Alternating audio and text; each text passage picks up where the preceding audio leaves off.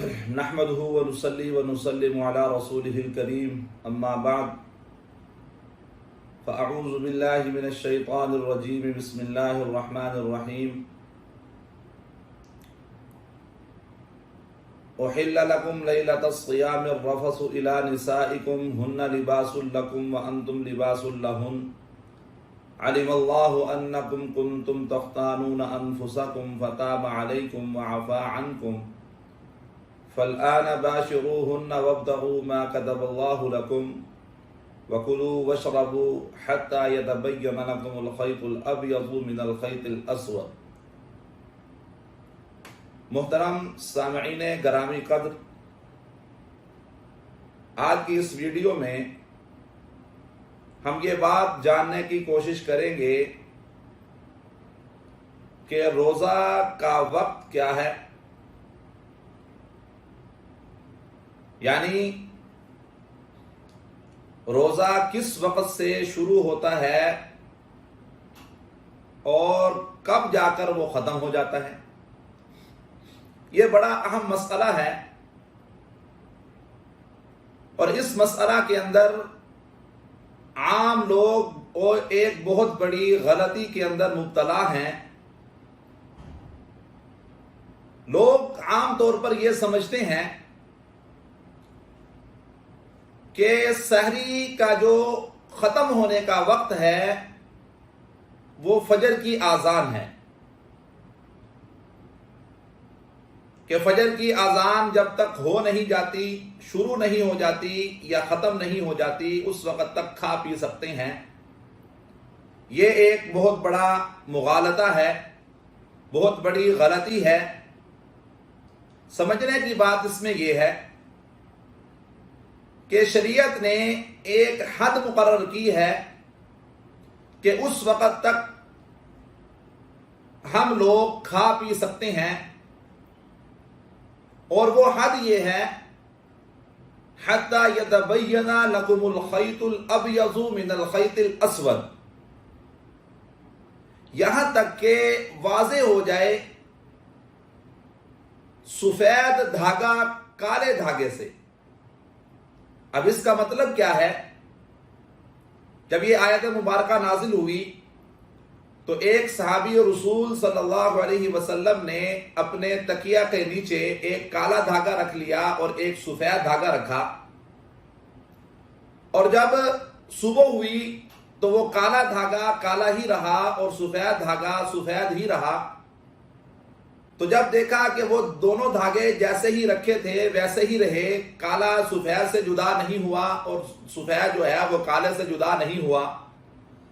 تو آپ صلی اللہ علیہ وسلم کی خدمت میں حاضر ہوئے اور آ کر عرض کیا، یا رسول اللہ،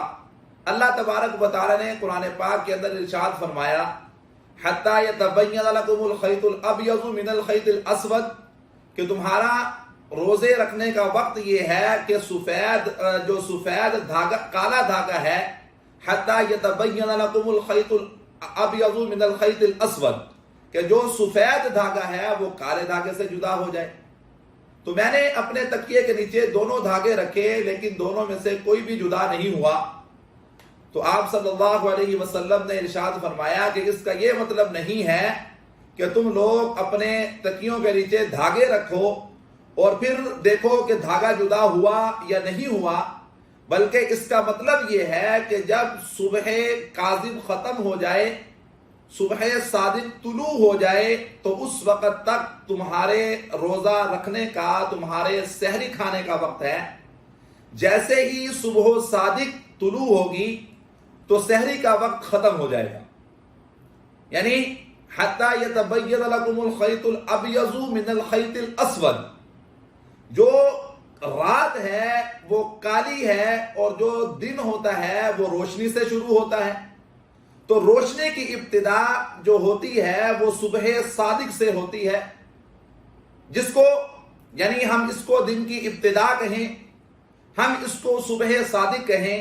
کیونکہ فقہاء نے دو صبحوں کا ذکر اپنی کتابوں کے اندر کیا، ایک کا نام صبح صادق رکھا اور ایک کا نام صبح کاذب رکھا۔ صبح کاذب بھی ایک روشنی کا نام ہے جو افق سے طلوع ہوتی ہے اور وہ سیدھی ہوتی ہے، اور وہ آسمان کی طرف جاتی ہے اور تھوڑی دیر کے بعد وہ روشنی ختم ہو جاتی ہے، اور اس کے بعد پھر صبح صادق کا وقت آتا ہے، اور اس صبح صادق بھی ایک روشنی کا نام ہے جو افق میں طلوع ہوتی ہے اور طلوع ہونے کے بعد ختم نہیں ہوتی، اور وہ پھیلتی چلی جاتی ہے یہاں تک کہ سورج طلوع ہو جاتا ہے، اور وہ روشنی پورا دن رہتی ہے یہاں تک کہ سورج غروب ہو جاتا ہے۔ تو یہ مطلب تھا حتی یتبین لکم الخیط الابیض من الخیط الاسود کا،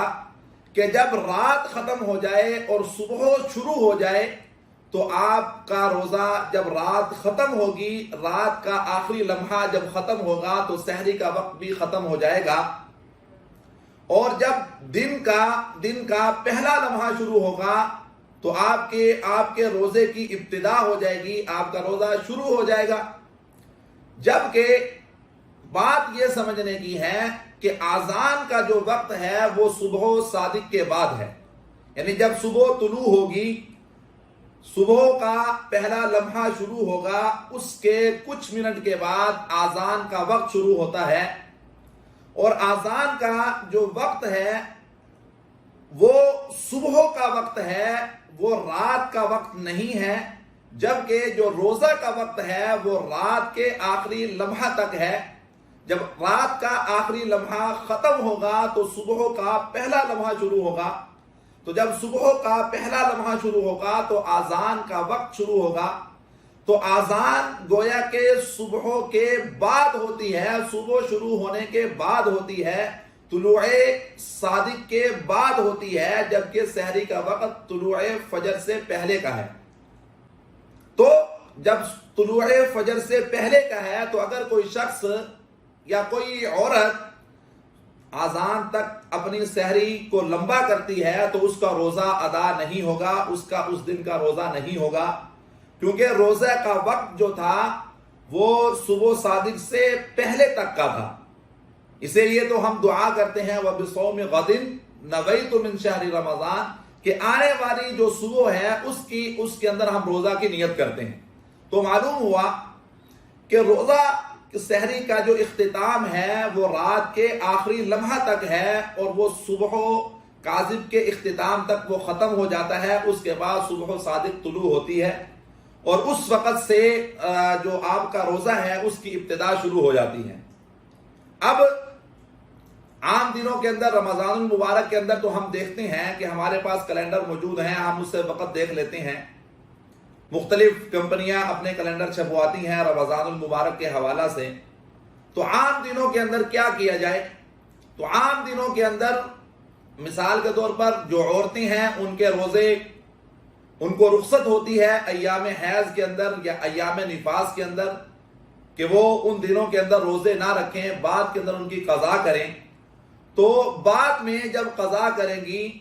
تو سحری کا جو وقت ہے وہ وہی ہوگا، یعنی کہ صبح صادق کے طلوع ہونے تک، یعنی جب صبح صادق طلوع ہو گئی تو اس کے بعد سحری کا وقت ختم ہو جائے گا۔ تو اس کا آسان حل یہ ہے کہ ہر شہر میں اپنے شہر کا ایک دائمی نقشہ ملتا ہے جو ہر گھر کے اندر ہونا چاہیے۔ تو روزہ جو ہم نے رکھنا ہے، یعنی سحری جو ہم نے ختم کرنی ہے، ہم اس دائمی نقشہ سے دیکھ کر اپنی سحری ختم کریں، اس کے اوپر وقت دیکھ لیا جائے کہ کب تک سحری کا وقت ہے، تو جب تک آخری وقت لکھا ہو اس وقت تک کھایا پیا جائے، اور احتیاطاً 1-2 منٹ پہلے سحری کو بند کر دیا جائے تاکہ روزہ علی وجہ الکمال ادا ہو۔ کہیں ایسا نہ ہو کہ ہم اس وقت تک کھاتے پیتے رہیں، ہم سارا دن بھوکے بھی رہیں، پیاسے بھی رہیں، اور ہمارا روزہ بھی ادا نہ ہو، یعنی ہمیں سوائے بھوکا اور پیاسا رہنے کے کچھ حاصل نہ ہو۔ اس واسطے اس کے اندر بڑی احتیاط کی ضرورت ہے کہ ہمارے پاس کیلنڈر موجود ہونا چاہیے، ہمیں صبح صادق کے طلوع ہونے کا وقت معلوم ہونا چاہیے، آذان کا انتظار نہیں کرنا چاہیے، کیونکہ آذان ہمیشہ صبح صادق کے طلوع ہونے کے بعد ہوتی ہے۔ اور بعض مساجد کے اندر ایسا بھی ہوتا ہے، جو ہمارے پرانے لوگ ہیں، بزرگ حضرات ہیں، وہ نمازوں کے اوقات نہیں دیکھتے، ان کو نمازوں کے اوقات کا پتہ نہیں ہوتا، وہ صبح صادق سے صبح صادق کے طلوع ہونے سے پہلے بھی اذان دے سکتے ہیں، کیونکہ ان کو معلوم ہی نہیں ہے کہ وقت کب سے شروع ہو رہا ہے اور کس وقت اذان دینی ہے. تو اس کا اپنے روزوں کو علی وجہ الکمال ادا کرنے کا بہترین حل یہ ہے، بہترین طریقہ یہ ہے کہ ہمارے پاس گھروں کے اندر دائمی نقشہ ہونا چاہیے، اس کے مطابق ہم اپنے روزے رکھیں تاکہ ہمارے روزوں کے اندر کسی قسم کے کوئی شبہ کی گنجائش نہ رہے اور ہمارے روزے علی وجہ الکمال ادا ہوں. دعا ہے کہ اللہ رب العزت ہمیں اس پر عمل کرنے کی توفیق عطا فرمائیں. وآخر دعوانا ان الحمد للہ رب العالمین.